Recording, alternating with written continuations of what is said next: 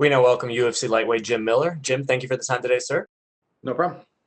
We will take the first set of questions from Gabriel Gonzalez with Cageside Press. Hey, Jim, how are you? Good. How are you? I'm doing well. Jim, you're obviously known as one of those guys who's been in the UFC a long time. You've been there through Spike TV, Fox, ESPN, streaming on ESPN Plus. The last 2 years, or last year and counting, in the business has been just absolutely different than anything else. For yourself, who's been a part of everything, what's it like, having the virtual media day, having the no crowd, just all of that experience? How do you sum it up as a guy who has seen all the other iterations? Honestly, it sucks. There definitely there are aspects of it, like as a fighter, it's like, oh, I gotta go do media, and like you're cutting weight, and it's not why we sign up. I'm sure there are some fighters that enjoy that part, but I think a majority of us, it's like, you're here to fight, and you look at it as like it's something that you got to do.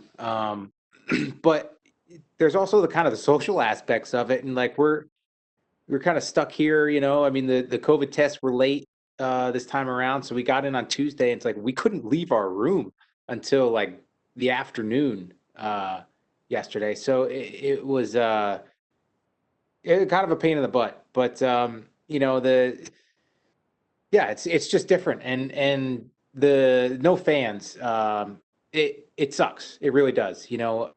I was actually just I just did this little podcast with Yves Edwards and Joe Lozon the other day, and we watched our first fight, and I remember like during that fight, it's like I knew something. I knew it was special while it was going on, and it's like, man, like to be in a fight like that and not be sharing it with the fans there, and not like hear the roar of the crowd between rounds. Because for me, I get like tunnel vision when I'm fighting. Like, so in that 5 minutes, I barely hear my corner.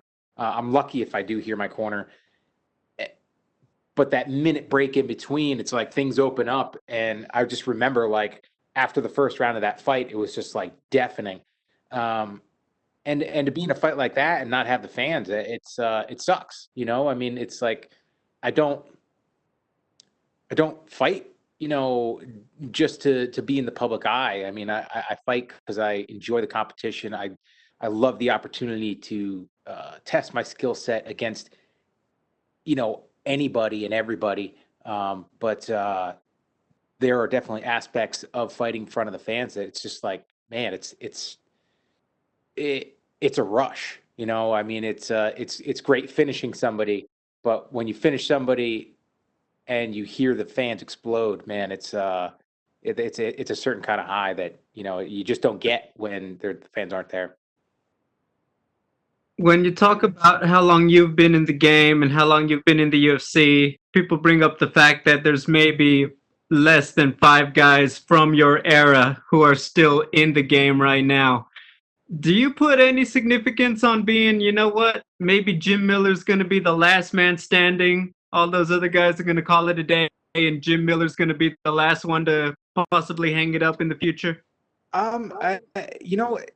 That really doesn't matter to me. Like it's not a like I'm competitive. I'm a I'm a competitive dude, and like to the point where like if I'm eating something with my brother, like we're like trying to eat faster, right? Like and just making fun of each other, but like that aspect of it, it's not a competition between those guys to hang to hang on that long. It's an elite group that I'm honored to be a part of. Like the list of names of fighters that have hit 30 fights in the UFC, that have hit 20 fights in the UFC, is elite. I mean, I don't know what the average UFC career is. I would love to see like a plot chart of how it is and like where everything plots out, right? And see it. But I imagine that the average UFC career is maybe 5 fights.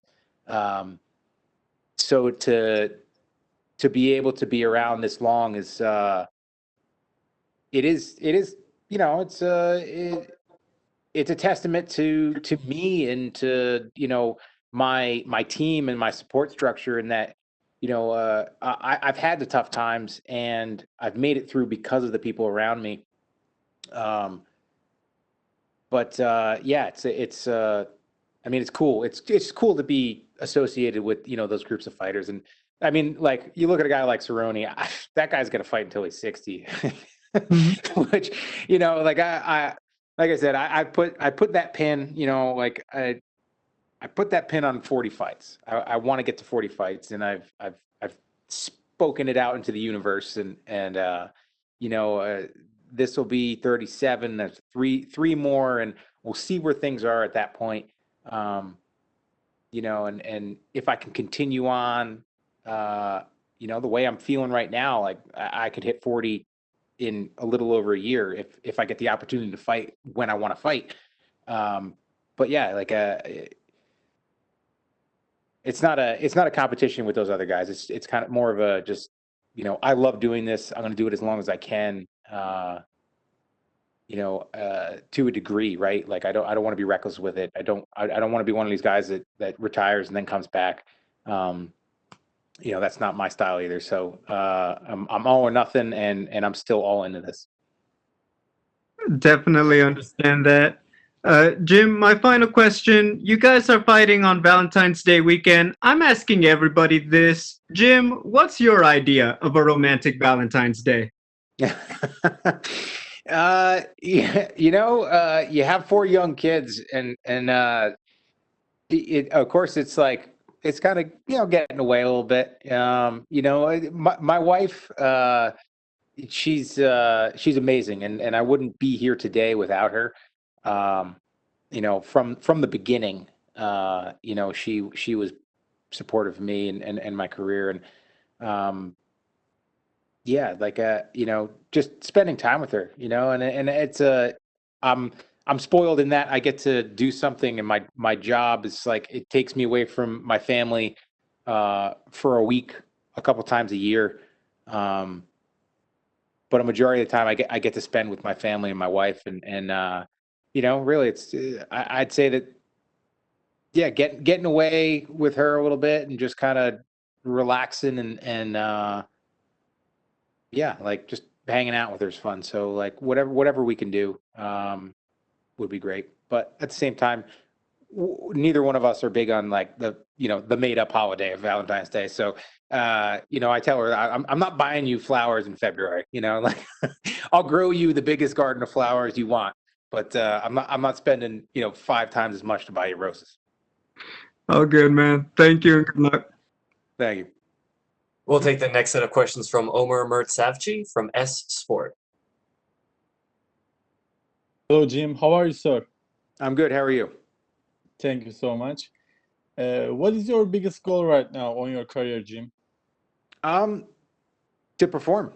I know what I'm capable of, and I know that I can compete with the best guys in this division, and that's my goal. Is it's not necessarily getting to a certain number of fights. It's really just taking them one fight at a time and one performance at a time, and fighting my best every time that I get the opportunity to step inside the octagon. Thank you. What do you think about lightweight division current situation? Do you think Khabib dropped the belt or something? What do you think? I mean, Habibi, he stepped away, and I totally respect what he's done inside the octagon, and his decision. I do find it it's a little annoying when everybody's calling him out when he said he was stepping away. I mean, obviously they want big fights, and big opportunities, but he decided to do what he's going to do, and I fully respect that. I would like to see Poirier and Oliveira fight for the title. there's so much like talk that's going on right now with Nate throwing his name in and saying 170s and this and that, and it's like, let's just get the belt around somebody's waist, and Dustin needs to fight somebody, and I think Charles has earned his opportunity. He's done an amazing job.